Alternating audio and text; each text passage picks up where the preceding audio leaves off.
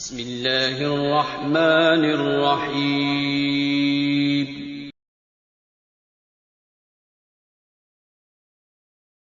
சங்கையான சாலிஹீன்களே,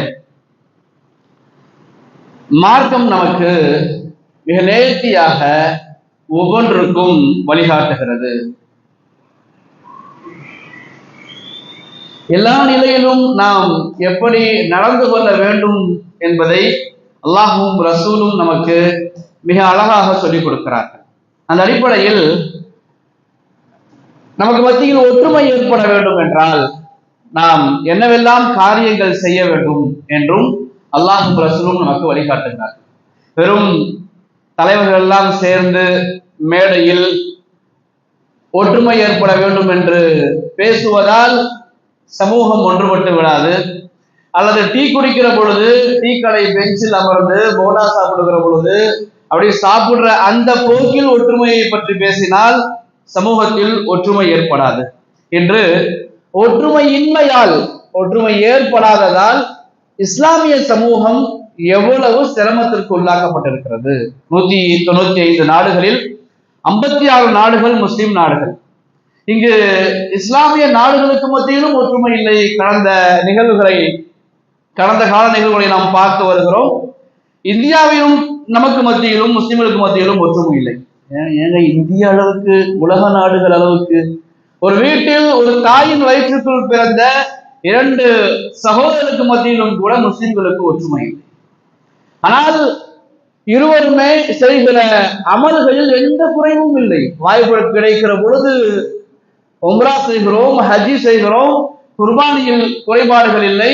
அதே போன்று தான தர்மங்களில் குறைபாடு இல்லை. ஜகாத்து நான் கேள்விப்பட்ட வரையில் நமது மஹல்லாவில் தெரியாமல், கண்ணுக்கு தெரியாமல், யாருக்கும் தெரிந்துவிடக் கூடாது என்று பேணுதலாக ஜகாத்து கொடுக்கிற மனிதர்கள் கூட உடன்பிறப்பு என்று வந்துவிட்டால் எனக்கு பின்னால பிறந்தவன் அவன் நான் பேசணுமா என்று சொல்லுகிற வார்த்தையை தான் நாம் கேள்விப்படுகிறோம். இங்கு ஒற்றுமை என்பது வார்த்தைகளில் அல்ல, அது ஒரு வாழ்க்கை என்று நமக்கு மார்க்கம் போதிக்கிறது. பேசுகிற எனக்கும் கேட்கிற உங்களுக்கும் மார்க்கம் சொல்லிக் கொடுக்கிற வழிமுறைகள் என்னவென்றால் ஒற்றுமை ஒற்றுமை ஒற்றுமை என்று சொல்லிக் கொண்டு இருப்பதால் ஒற்றுமையாகாது.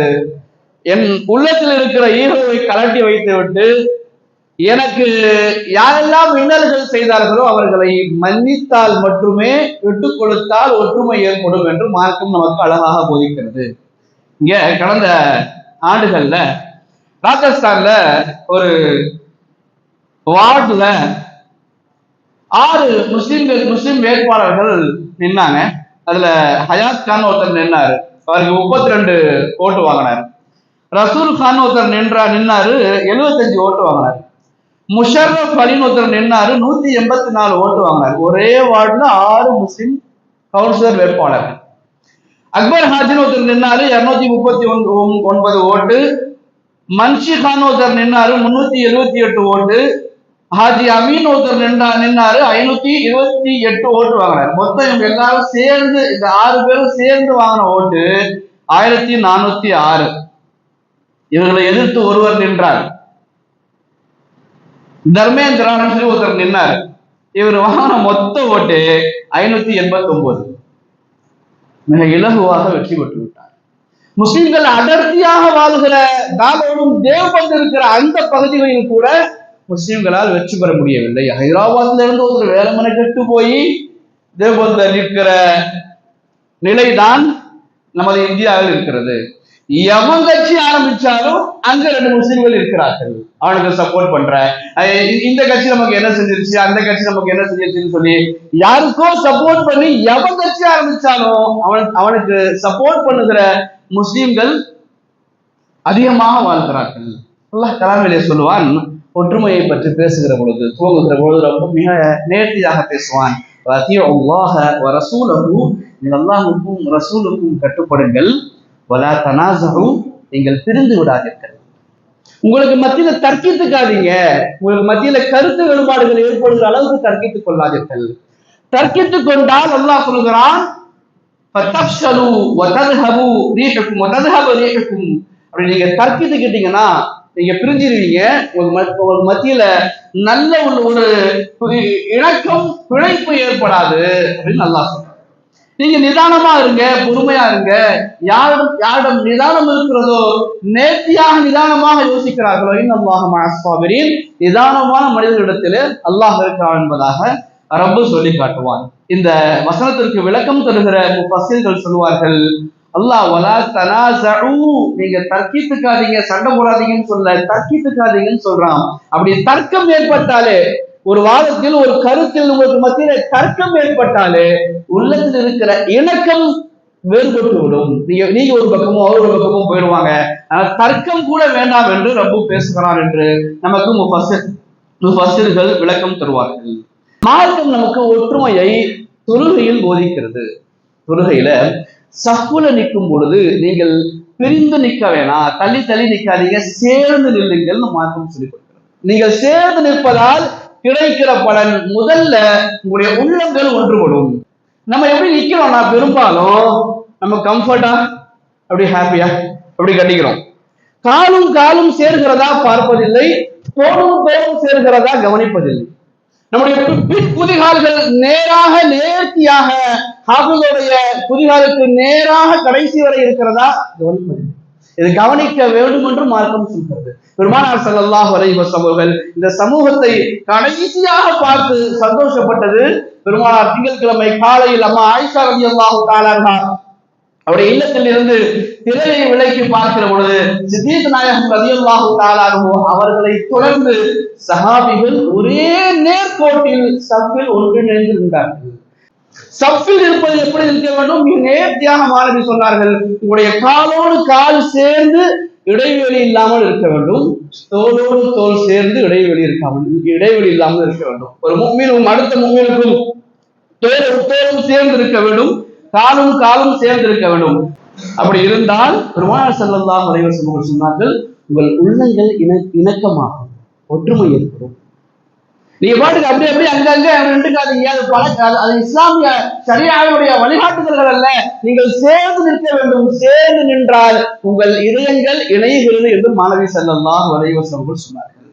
சஃபில் சேர்ந்து நிற்காவிட்டால் உங்களுடைய இதயங்கள் சேராது என்றும் பெருமானார் ஸல்லல்லாஹு அலைஹி வஸல்லம் சொன்னார்கள். யார் சஃபில் சேர்ந்து இருக்கிறார்களோ மலக்குகள் உங்களுக்காக பிரார்த்திக்கிறார்கள், ரஹ்மத் அல்லாஹ்வுடைய ரஹ்மத் உங்களுக்காக கிடைத்துக் கொண்டிருக்கிறது என்பதாக நபிகள் ஸல்லல்லாஹு அலைஹி வஸல்லம் சொன்னார்கள்.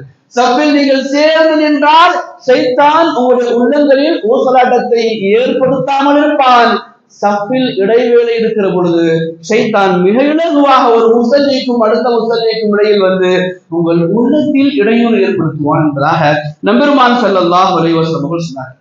ஒரு வக்தில் ஒரு வேளை தொழுகையில் முஸ்லிம்கள் ஒன்று கூடி நேர்த்தியாக நின்று அனைத்து சுன்னத்துகளையும் பேணி தக்பீர் கட்டி ஒன்றாக தக்பீர் கட்டி ஒன்றாக ருக்கு செய்து ஒன்றாக சஜ்தா செய்து ஒன்றாக சலாம் கொடுத்து முடிக்கிற பொழுது வாழ்க்கையின் ஒழுக்கங்கள் அங்கு கற்றுத்தரப்படுகிறது என்று நமக்கு பெருமக்கள் சொல்வார்கள்.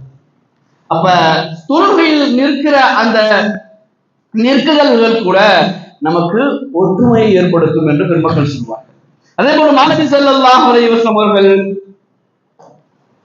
ஒரு ஹதீஸை இப்படி சொல்வார்கள், இமாம் சூரா ஃபாத்திஹா முடித்த பிறகு இமாம் ஆமீன் சொன்ன பிறகு நீங்கள் ஆமீன் சொல்லுங்கள். யார் அப்படி ஆமீன் சொல்கிறார்களோ அந்த நேரத்தில் மலக்குகளும் ஆமீன் சொல்கிறார்கள். இமாம் ஆமீன் சொன்ன பிறகு நாம் இமாமோடு சேர்ந்து ஆமீன் சொன்னால் அந்த நேரத்தில் மலக்குகளும் ஆமீன் சொல்கிறார்கள். யாருடைய ஆமீன் மலக்குகளுடைய ஆமீனோடு சேர்ந்து விடுகிறதோ அவருடைய முந்தைய பாவங்களை அல்லாஹ் மன்னித்து விடுவார் என்பதாக மாணவி ஸல்லல்லாஹு அலைஹி வஸல்லம் சொல்லி கொடுத்தார்கள். தொழுகையில் துவங்கி ஒவ்வொன்றிலும் ஒற்றுமை வேண்டும் என்று நமக்கு மார்க்கம் போதிக்கிறது. சூரா யூனுஸுடைய 88வது ஆயத்து 89வது ஆயத்து. இந்த ஆயத்துல அல்லாஹ் மூசா நபியுடைய துஆவை பற்றி சொல்கிறான். தொழுகையிலும் ஒற்றுமை வேண்டும், துஆவிலும் ஒற்றுமை வேண்டும் என்று அல்லாஹ் பேசுகிறான். மூசா நபியினுடைய துஆவை பற்றி சூரா யூனுஸ்ல சொல்லுவார், ரப்பனா வகால மூசா. மூசா நபி அல்லாஹ் இடத்துல பேசினார்கள், ரப்பனா இன்னக ஆதைத ஃபிரௌன வ மலஅஹு ஜீனத்தன் வ அம்வாலன் ஃபில் ஹயாத்தித் துன்யா. இறைவனே, ஃபிரௌனுக்கும் ஃபிரௌனுடைய கூட்டாளிகளுக்கும் உலகத்தில் எல்லா வளங்களின் வாசல்களை திறந்து விட்டுட்டேன். அதனால் என்ன ஆனது என்றால் அவர்களும் தவறு செய்து நல்லது செய்பவர்களையும் கெடுக்கிறார்கள். ரப்பனா லியுதில்லு அன் சபீலிக், அவனும் பாவம் செய்யறான், நன்மை செய்யறவனையும் தடுக்கிறான். சொல்லிட்டு அல்லாஹ் இடத்துல மூசா அலைஹிஸ்ஸலாம் கேட்டார்கள், ரப்பனா துமிஸ் அலா அம்வாலிஹிம் வஷ்துத் அலா குலூபிஹிம், அவனுடைய செல்வங்களை அழித்து விடு, செல்வங்களை இல்லாமலாக்கு. வஷ்துத் அலா குலூபிஹிம், அவருடைய உள்ளங்களை இறுக்கமாக்கு. ஃபலா யுமினு ஹத்தா யரவுல் அஸாபல் அலீம், அவன் அஸாப பார்க்கிற வரைக்கும் அவன் ஈமான் கொள்ள மாட்டான். அதனால அவனுடைய செல்வத்தை அழிச்சிரு, அவனுடைய உள்ளத்தை இறுக்கமாக்கு அப்படின்னு சொல்லி மூசா அலைஹிஸ்ஸலாம் அவர்கள் பிரார்த்தித்தார்கள். இது மூசா நபியின் பிரார்த்தனையாக அல்லாஹ் சொல்கிறான். சொல்லி முடிச்சோட அடுத்த ஆயத்தை கவனிங்களேன்.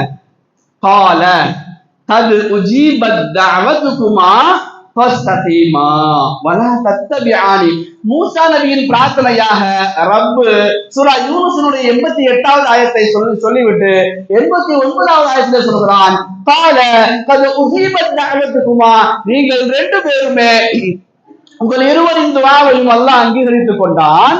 ஃபஸ்தகீமா, நீங்கள் இருவரும் நல்ல விஷயத்தில் நிலைத்திருங்கள்.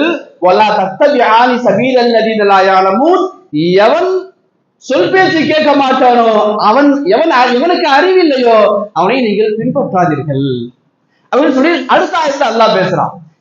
துஆ செஞ்சது செய்யலாம் மூசா அலைஹிஸ்ஸலாம் அவர்கள் மட்டும்தான். மூசாவே உங்கள் துஆவை நான் அங்கீகரித்துக் கொண்டேன் என்று அல்லாஹ் பதில் சொல்ல வேண்டும். ஆனால் அல்லாஹ் சொல்வது உங்கள் இருவரின் துஆவை ஏற்றுக்கொண்டேன் அப்படின்னா, துஆ செய்வதற்கு ஹாரூன் அலைஹிஸ்ஸலாம் ஆமீன் சொன்னார்கள். யார் துஆவிற்கு ஆமீன் சொல்கிறாரோ அவரும் துஆ கேட்டவரை போன்று, துஆ கேட்டால் கேட்டவருக்கு என்ன கிடைக்குமோ அதே போன்று நன்மை ஆமீன் சொன்னவருக்கும் கிடைக்கும் என்பதாக நமக்கு இந்த ஆயத்திலிருந்து முஃபஸ்ஸிர்கள் விளக்கம் சொல்வார்கள். எனவே துஆவிலும் ஒற்றுமை ஏற்படும். தொழுகைக்கு பிறகு கேட்கப்படுகிற துஆவில் அமைதியாக அமர்ந்து துஆ கேட்டு இமாம் கேட்கிற துஆவிற்கு நாம் ஆமீன் சொல்ல வேண்டும். அல்லது குறைந்தபட்சம் துஆ முடித்த பிறகு நாம் தனியாகவாது அமர்ந்து நம் நாட்டின் நிலையை கருதி நமது பிள்ளைகளின் எதிர்காலத்தின் நல்ல நிலைமையை நினைவில் வைத்து நம் பிள்ளைகளுக்காக நமது சந்ததிகளுக்காக தொழுகைக்கு பிறகு நாம் துஆ கேட்க வேண்டும். இமாம் கேட்கிற துஆவில் ஆமீன் சொல்ல வேண்டும் என்று நமக்கு மார்க்கம் போதிக்கிறது. அடுத்து பெருமானார் ஸல்லல்லாஹு அலைஹி வஸல்லம் அவங்கள்ட்ட ஒருத்தர் சொன்னாரு, யா ரசூலுல்லாஹ், நாங்கள் குடும்பத்தில் பல ஆண்கள் இருக்கிறோம், பலர் சம்பாதிக்கிறோம், தேவையான அளவுக்கு சம்பாதிக்கிறோம், ஆனால் எங்களுடைய வருமானங்களுக்கு போதவில்லை, அதே போன்று நாங்கள் சாப்பிடுகிறோம், எங்களுடைய வயிறுகள் நிரம்புவதில்லை என்பதாக அந்த சஹாபி கேட்ட பொழுது பெருமானார் ஸல்லல்லாஹு அலைஹி வஸல்லம் அவர்கள் மிக நேர்த்தியாக வழிகாட்டினார்கள். நீங்க உங்க சாப்பிடுற நேரம் என்ன, எல்லாரும் ஒன்னா உட்காந்து ஒரு தட்டுல உட்காந்து சாப்பிடுற மாதிரி பிளான் பண்றீங்கன்னா, இல்ல தனித்தனியா பெற்றோருக்கு ஒரு நேரம், பிள்ளைகளுக்கு ஒரு நேரம், மனைவிக்கு ஒரு நேரம், கணவனுக்கு ஒரு நேரம் அப்படின்னு சொல்லி தனித்தனியா சாப்பிடுறீங்கன்னு கேட்டாங்க. அதை சஹாபி சொன்னார், யார சொல்றதா, நாங்கள் தனித்தனியாக சாப்பிடுகிறோம் என்பதாக. பெருமானார் ஸல்லல்லாஹு அலைஹி வஸல்லம் வழிகாட்டினார்கள், நீங்கள் எல்லோரும் ஒன்றாக அமர்ந்து ஒரு தட்டில் சாப்பிடுங்கள். அப்போது உங்கள் குடும்பத்தில், உங்கள் சாப்பாட்டில், உங்கள் உணவில், உங்கள் ரிஸ்கில் பரக்கத் ஏற்படும், வருமானத்தில் பரக்கத் ஏற்படும் என்பதாக நம் நாயகம் ஸல்லல்லாஹு அலைஹி வஸல்லம் வழிகாட்டினார்கள்.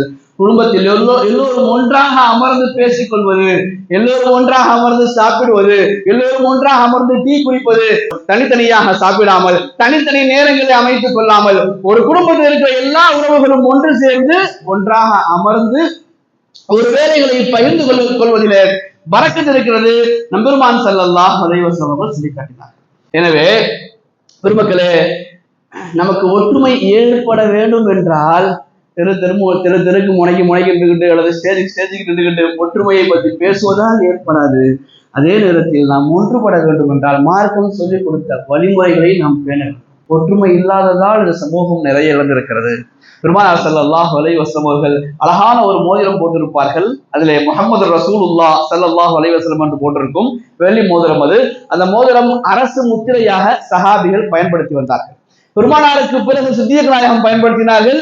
சித்திக் நாயகத்துக்கு பிறகு உமர் ரலியல்லாஹு அன்ஹு பயன்படுத்தினார்கள். உமர் ரலியல்லாஹு அன்ஹுக்கு பிறகு சையதுனா உஸ்மான் ரலியல்லாஹு தஆலா அன்ஹு அவர்கள் பயன்படுத்தினார்கள். எப்போது உஸ்மானிய கனி ரலியல்லாஹு தஆலாவுடைய ஆட்சி காலத்தில் கலகக்காரர்கள் கலகம் செய்தார்களோ, ஒரு மஹல்லா மேம்பட்டால் இந்த மஹல்லாவில் நம்மை ஒன்றுபடுத்துபவன் யார், நம்மை பிரிப்பவன் யார் என்று ஒரு முஸ்லிமுக்கு தெரிய வேண்டும். ஒன்றுபடுத்துவன் யார், நம்மை பிரிப்பவன் யார், நம்மை சேர்ப்பவன் யார் என்று தெரியாவிட்டால் நம்மை மிக இலகுவாக பிரித்து விடுவார்கள். அதற்கு நல்ல சாட்சி, மிக நேர்த்தியாக ஆட்சி செய்த உஸ்மானிய கனி ரலியல்லாஹு தஆலா அவர்களுடைய சமூகம் விழுந்திருக்கிறது. அந்த கலகத்தால் ஏற்பட்ட பிரச்சனையில் பெருமான் ஸல்லல்லாஹு அலைஹி வஸல்லம் முபாரக்கான மோதிரம் துளைந்து போனது என்பதாக நாம் வரலாறு பார்க்கிறோம். தனிப்பட்ட மனிதனுக்கும் ஒற்றுமை இல்லாததால் நிறைய ஆபத்துகள் இருக்கிறது, சமூகத்துக்கும் நிறைய ஆபத்துகள் இருக்கிறது. நம் வீட்டிலிருந்து நாடு வரை நமக்கு ஒற்றுமை ஏற்பட என்னவெல்லாம் வழிகளோ அதை கடைபிடிப்போம். பெருமான் ஸல்லல்லாஹு அலைஹி வஸல்லம் அவர்கள் சஹாபிகளுக்கு மத்தியில் ஒற்றுமையை எப்படி ஏற்படுத்தினார்களோ அதை நாம் தெரிந்து கொண்டு அமல் செய்வோம். வல்லோன் அல்லாஹ் இப்போதும் எப்போதும் அல்லாஹ் ஒன்றுபட்டு சமூகமாக வாழலாம் நமக்கு தௌஃபீக் செய்வானாக. வாஹிர் தஅவானா அல்ஹம்துலில்லாஹி ரப்பில் ஆலமீன். அஸ்ஸலாமு அலைக்கும் வரஹ்மத்துல்லாஹி தஆலா வபரகாத்துஹு.